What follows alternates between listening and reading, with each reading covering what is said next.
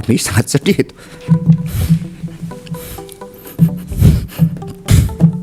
Ibu Mega tuh mengawal Pak Jokowi. Semua. Dan kami juga. Saya belum menghitung berapa yang di ranting-ranting itu. Ketika bertemu dengan saya. Kenapa bisa seperti ini? Saya hanya bisa memberikan penjelasan bahwa manusia bisa berubah oleh sisi-sisi gelap kekuasaan. Tapi jangan dong lu rubah undang-undang hanya untuk keluarga. Tolonglah. Kalau gue ketemu Jokowi bilang tolonglah Pak Presiden. Tidak ini ujung kekuasaanmu. Tidak dengan cara seperti ini kau mengakhirinya. Dulu dia selalu bilang saya menghormati konstitusi. Saya menghormati konstitusi. Terus ini berubah gitu. Rakyat tahu. Kita mungkin bisa berdalih banyak. Berargumentasi dan mengutip sekian banyak teori. Tapi rakyat lihat. Ini nggak fair. Ini nggak fair. Ini bukan untuk kaum muda loh Bang. Ini untuk Gibran. Bukan untuk jutaan puluhan anak muda yang lain. Tidak. Dan ayolah. Dulu bukankah kita selalu bilang, kenapa saya pilih Jokowi? Karena dia bukan anak siapa-siapa. Karena dia bukan anak jenderal, bukan anak menteri, bukan anak siapa-siapa gitu. Dan bisa nggak kemudian dia berlaku sama? Tanpa memberikan keistimewaan untuk anaknya dalam kapasitas sebagai presiden. Dengan punya paman yang di Mahkamah Konstitusi. Dan menurut gua nggak bisa. Kita nggak bisa berpura-pura bahwa ini tidak terjadi. Lu juga tidak bisa berpura-pura bahwa ini fine-fine saja. Enggak bisa. Satu undang-undang dirubah untuk satu orang. Ini nggak benar. Apapun alasannya, ini tidak benar. Bismillahirrahmanirrahim. Assalamualaikum warahmatullahi wabarakatuh. Alhamdulillahirabbil alamin. Alhamdulillah. Allahumma shalli ala sayyidina Muhammad wa ala ali sayyidina Muhammad. Balik lagi di Blogos atau channel dalam pembahasan berita populer bersama saya yang belum populer ya. Sahabat-sahabat sekalian, gimana kabarnya ya?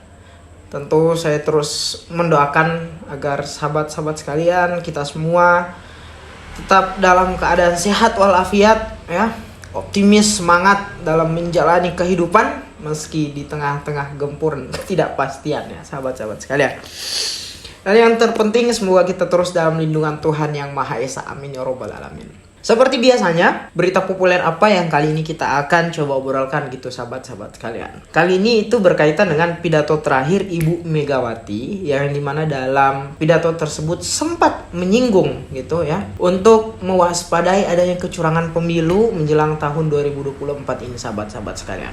Sebagaimana Ibu Megawati juga bilang seperti yang terjadi pada yang sebelum-sebelumnya gitu. Nah tentu saja melalui potongan pidato tersebut akhirnya memantik komentar dari masyarakat gitu ya. Banyak netizen yang mengatakan, ya apakah ini yang dimaksud pemilu tahun 2019, tahun 2014 atau kapan gitu sahabat-sahabat sekalian. Karena kita ketahui di mana tahun 2014 dan tahun 2019 yang menjadi pemenang kontestasi Pilpresnya adalah Partai Demokrasi Indonesia Perjuangan sendiri, Partai Ibu Megawati sendiri gitu ya.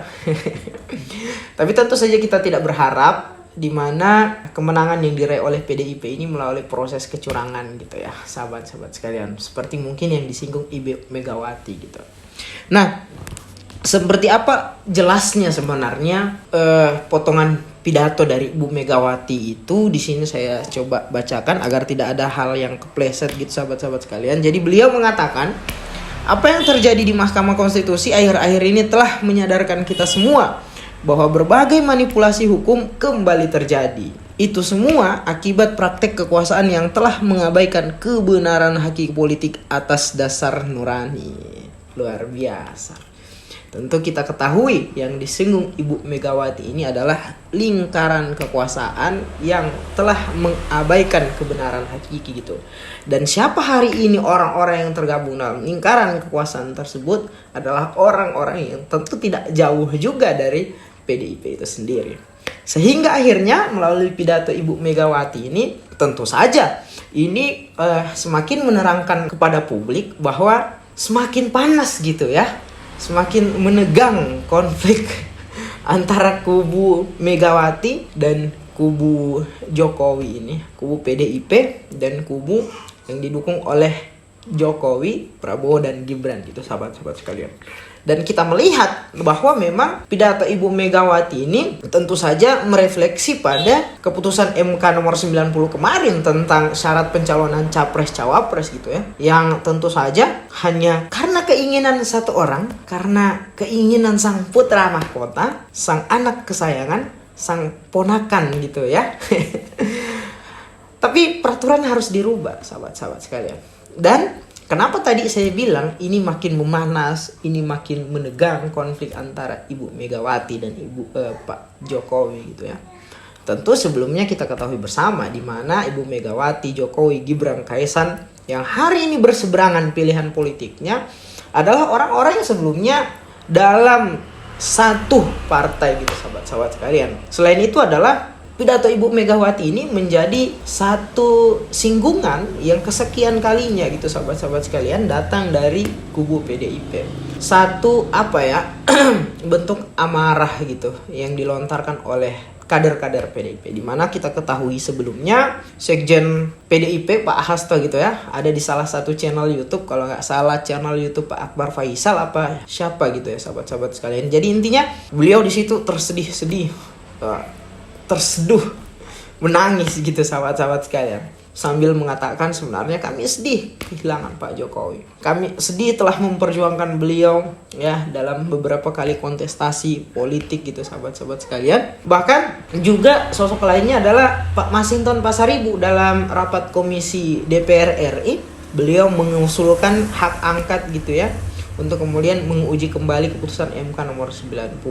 Dan tentu saja siapa yang diloloskan melalui peraturan tersebut ya adalah mantan kader PDIP, adalah Gibran gitu sahabat-sahabat sekalian. Begitu juga dengan Adian Apitupulu dalam setiap postingan Instagram beliau ya, hampir setiap gitu ya postingan di Instagram beliau ada isi-isi postingan yang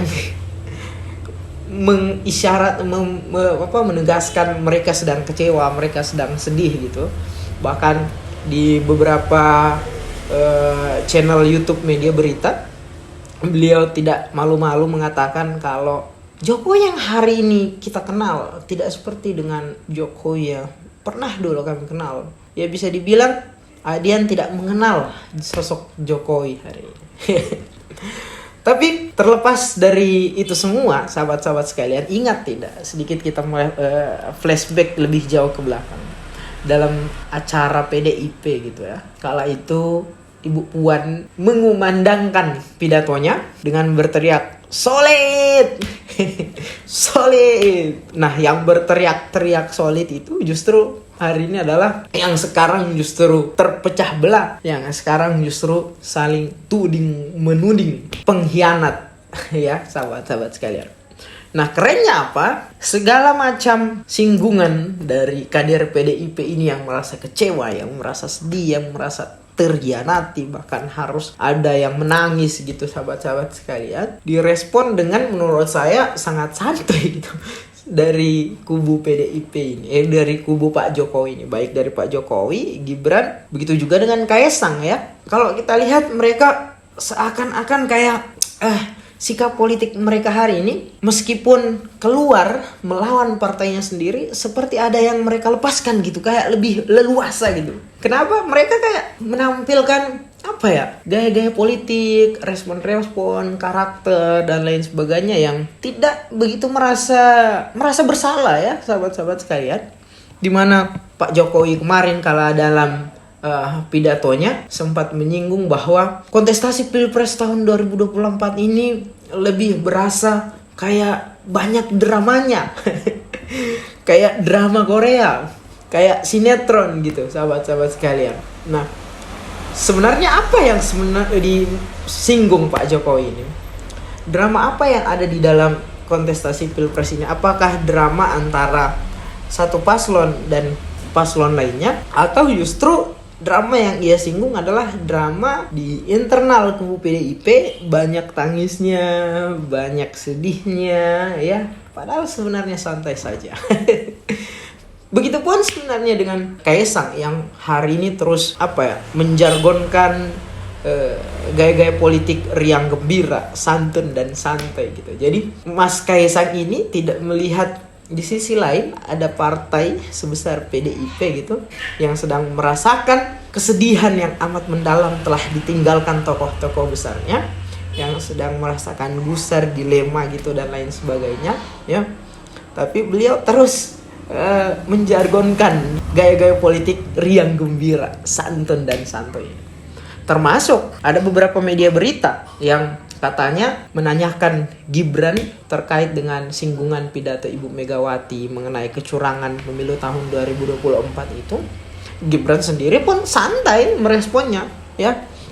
Dimana Gibran mengatakan jika ada yang nyinyir, jika ada yang fitnah, diamkan saja, senyumin aja. Kalau mereka nyinyir terus, tidak berhenti fitnah, itu berarti mereka panik, mereka takut kalah. Dan tentu saja kita sangat mudah menerka-nerka, kita sangat mudah menilai gitu sahabat-sahabat sekalian, siapa kubu paslon yang sampai hari ini itu sibuk saling nyinyir, sibuk saling menuding, sibuk saling menyalahkan gitu sahabat-sahabat sekalian. Dimana di antara kedua paslon, antara Pak Ganjar Mahfud, begitu juga dengan Pak Prabowo Gibran, bersih tegang terus kubu-kubunya ini, pendukung-pendukungnya. Sementara kalau kita lihat Pak Anies Muhaimin Iskandar, begitu melencang lurus, sibuk justru dengan gagasan-gagasan mereka yang ingin mereka sampaikan ke masyarakat ya.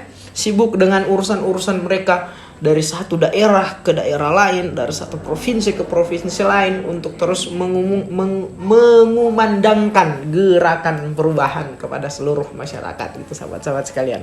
Dan yang katanya menurut survei sedikit pemilih Pak Anies Muhaimin Iskandar, tapi justru dalam setiap kunjungan mereka di daerah-daerah, di provinsi-provinsi tadi ini luar biasa membludak sahabat-sahabat sekalian. Dan tidak sedikit yang mengomentari fenomena kampanye, fenomena kedatangan Pak Anies Muhaimin Iskandar ini ke setiap daerah dan provinsi. Tidak ada bias gitu sahabat-sahabat sekalian. Artinya ini bisa dilihat bahwa memang masa yang datang, orang-orang yang kemudian berkumpul di titik Pak Muhaimin Iskandar dan Pak Anies Baswedan ini berkunjung tidak dimobilisasi secara sistematis, tidak dipaksa seperti yang biasanya kita lihat harus ada mobilisasi dari bis pengangkut massa, amplop, makan gratis dan lain sebagainya. Tapi memang bukan saya saja ya yang bisa menilai, bisa melihat. Banyak orang, bahkan di setiap orang-orang yang dimintai keterangannya dalam setiap momen kampanye Pak Anies, momen kunjungan Pak Anies ke daerah-daerah dan provinsi tadi ini adalah masa yang kemudian datang karena tergerak ingin melakukan perubahan atas gagasan yang dibawa oleh Pak Anies dan Pak Muhaimin Iskandar gitu sahabat-sahabat sekalian. Nah sementara kita kembali lagi tadi justru ada kubu yang semakin sibuk ya menikmati konflik di antara mereka sendiri gitu sahabat-sahabat sekalian. Tetapi begini sahabat-sahabat sekalian, kita kembali ke tadi mengenai fenomena kader-kader PDIP yang rungkat, yang bersedih, yang menangis, yang mengatakan sudah tidak mengenal Pak Jokowi, sudah bilang kalau Pak Jokowi berubah. Ya benarkah semua itu? Apakah justru mereka selama ini sudah terkena ilusi sehingga mereka denial gitu sahabat-sahabat sekalian? Karena ini adalah satu pertanyaan yang harusnya mendapat sorotan dari masyarakat, sorotan dari publik. Jangan sampai kita di-framing oleh berbagai macam statement kubu PDIP, begitu juga dengan counter attack dari kubu Pak Jokowi, sehingga membuat kita Jokowi yang mereka bilang berubah bukan karena Jokowi yang tidak berpihak lagi kepada urusan bangsa dan negara gitu sahabat-sahabat sekalian. Justru yang kita lihat berubahnya Jokowi hanya karena dia bersikap politik yang berbeda dengan partainya gitu sahabat-sahabat sekalian. Sehingga akhirnya kita menormalisasi bahwa ada pemimpin bangsa yang justru lebih mengedepankan kepentingan partainya daripada kepentingan orang banyak, daripada kepentingan kehidupan berbangsa dan bernegara. Kenapa? Tentu saja kritiknya ada pada poin kok kubu PDIP merasa Pak Jokowi berkhianat, merasa Pak Jokowi telah berubah dan tidak mengenal Pak Jokowi. Itu hanya ketika Pak Jokowi telah berpindah ya. Itu hanya karena Gibran berani melawan partainya sendiri dalam kontestasi Pilpres. Itu hanya karena Kaisang yang hari menjadi ketua umum partai dan kemudian partainya mendukung lawan politik dari PDIP ya. Dari mana? Menurut saya Pak Jokowi tidak berubah. Dari dulu Pak Jokowi ini menampilkan sikap politik yang pelintan gitu sahabat-sahabat, yang tidak prinsipil, yang hari ini dia katakan A tapi besok kemudian bisa menjadi B. Dan gaya politik ini diikuti oleh anak-anaknya ya. Dimana kita lihat ketika waktu dahulu ditanyakan kepada Gibran dan Kaisang apakah nantinya ingin masuk ke dunia politik, berkontestasi dalam berbagai macam gelaran pilkada, pilpres nasional dan lain sebagainya, mereka bilang tidak, mereka fokus dengan bisnis ya. Tapi akhirnya hari ini kita lihat proses pragmatis dari mereka yang kemudian akhirnya mengantarkan mereka pada jabatan yang hari ini luar biasa mempengaruhi keputusan-keputusan elektoral ke depannya gitu sahabat-sahabat sekalian. Begitu juga dengan Pak Jokowi yang pernah ditanyakan ketika dia menjabat sebagai Gubernur DKI Jakarta. Apakah Bapak akan meninggalkan Jakarta meskipun belum selesai masa jabatan Bapak 1 periode dalam 5 tahun gitu. Akhirnya di tengah perjalanan meskipun beliau sempat bilang saya akan mengabdi kepada Jakarta selama 5 tahun, tetapi di tengah jalan ya ikut berkontestasi di kontestasi pilpres juga gitu sahabat-sahabat sekalian. Sehingga menurut saya memang Pak Jokowi ini tidak berubah. Seharusnya kritik PDIP itu tidak melihat pada hanya kepentingan partai saja. Hanya ketika Pak Jokowi, anak-anaknya, keluarganya berpindah sikap politiknya. Kemana PDIP? Ketika banyak masyarakat yang dirugikan akibat kebijakan-kebijakan dan keputusan lingkaran kekuasaan. Di mana PDIP ketika gerakan reformasi di korupsi kemudian menimbulkan banyak korban gitu sahabat-sahabat sekalian. Di mana PDIP ketika undang-undang KPK, ketika Cipta Kerja ditolak oleh banyak masyarakat, bahkan para kaum buruh, kaum kelompok-kelompok marhain yang juga menjadi kelompok yang diperjuangkan oleh PDIP gitu. Sehingga di sini kita tidak melihat bahwa PDIP lebih memprioritaskan kepentingan bangsa, negara, kehidupan masyarakat, kehidupan rakyat ketimbang dengan kepentingan politik mereka. Kenapa mereka tidak bersedih? Kenapa mereka tidak merasa kekuasaan berkhianat kepada maksud perjuangan partai gitu ya? Di mana kekuasaan tidak mensejahterakan rakyat, tetapi kekuasaan melulantahkan. Di mana partai PDIP ketika beberapa orang di Papua yang meninggal karena kelaparan. Dan kalau PDIP juga masuk dalam dialektika yang menyorot politik dinasti hari ini, tentu saja kita bisa menilai semua hal itu bullshit dan hanya untuk membranding bahwa PDIP berpihak kepada rakyat. Ini kan awalnya suara dari publik, suara masyarakat yang tidak suka ya kepemimpinan kekuasaan Pak Jokowi yang dimulai dari isu wacana 3 periode, kemudian memperpanjang jabatannya dan hari ini ya ingin memberikan kekuasaan tersebut kepada anaknya, sanak keluarganya. Yang mana disebutkan dalam undang-undang itu adalah bentuk nepotisme gitu sahabat-sahabat sekalian. Padahal kalau kita lihat dalam sejarahnya PDIP tidak banyak bicara juga ketika banyaknya politik dinasti yang terbangun di tingkatan-tingkatan daerah. Bahkan PDIP tidak bersikap banyak ketika Gibran akhirnya mencalonkan sebagai wali kota Solo. Bahkan mereka bilang, ya karena pada akhirnya nanti Gibran meskipun anak presiden, rakyatlah yang akan menentukan kedaulatan tersebut. Kenapa PDIP tidak masuk? Tidak memberikan statement yang sama seperti kala Gibran mencalonkan wali kota Solo itu sahabat-sahabat.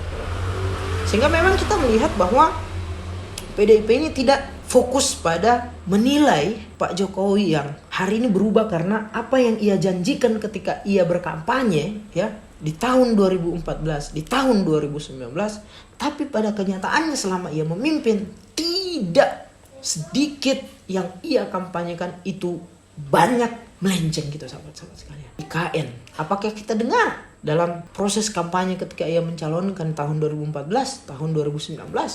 Tidak, tapi hari ini luar biasa ya. KN dikebut dengan sangat cepat, seakan-akan menjadi satu janji kampanye yang menjadi program prioritas oleh Jokowi Ma'ruf ya. Itu sahabat-sahabat, padahal tidak termasuk dalam janji kampanye mereka. Undang-undang Cipta Kerja yang diusulkan oleh pemerintah, kita melihat sebelum-sebelumnya tidak ada ini.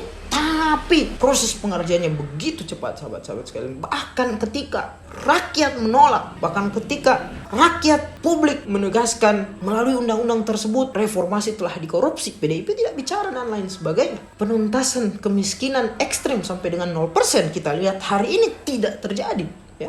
Angka pengangguran naik dan lain sebagainya yang sudah saya jelaskan dalam video-video sebelumnya. Kok PDIP tidak banyak berkomentar mengenai hal itu? Padahal yang kita inginkan adalah bukan hanya PDIP, termasuk kepada seluruh partai. Prioritas kalian semua adalah perjuangan terhadap keadilan, kemakmuran, kesejahteraan masyarakat, kehidupan berbangsa dan bernegara. Bukan hanya soal kepentingan politik semata kalian semua.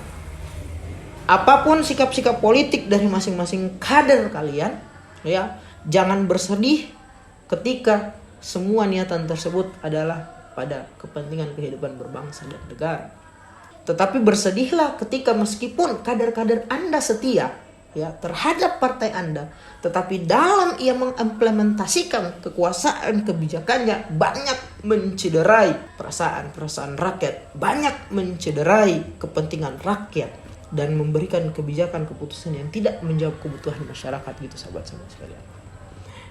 Malah sahabat-sahabat sekalian, kita melek semua agar kedepannya kita tidak mudah di framing dengan segala macam tudingan dari kubu politik A kepada kubu politik B, begitupun sebaliknya, sehingga kita merasa hal demikian merupakan hal-hal yang normal saja terjadi tanpa ada pengontrolan dari kita semua, tanpa ada nilai yang harus kita jaga. Bahwa ingat, perjuangan seluruh partai di Indonesia siapapun itu adalah berkaitan dengan keadilan, kemakmuran, kesejahteraan masyarakat, kehidupan berbangsa dan negara. Demikian dari saya, billahi taufiq wal hidayah. Wassalamualaikum warahmatullahi wabarakatuh.